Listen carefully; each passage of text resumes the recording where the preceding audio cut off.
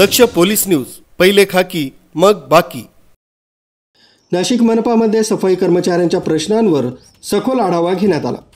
महाराष्ट्र राज्य सफाई कर्मचारी आयोगाचे अध्यक्ष शेरसिंग डोगरा उपस्थित होते।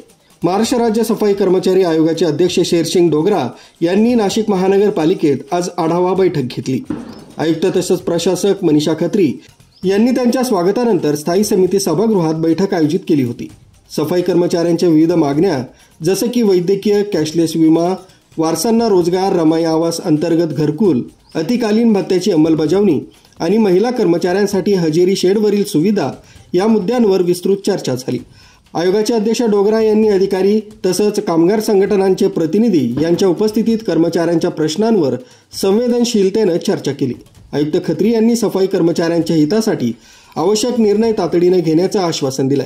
या बैठकीला अतिरिक्त आयुक्त करिश्मा नायर, उपायुक्त लक्ष्मीकांत साताळकर, अजित निकत तसंच विभाग प्रमुख उपस्थित होते। विविध कामगार संघटनांचे पदाधिकारी तसंच माजी नगरसेवकांनी सफाई कर्मचाऱ्यांच्या मागण्या आयोगासमोर मांडल्या। न्यूज ब्युरो, दक्ष पोलीस न्यूज, नाशिक।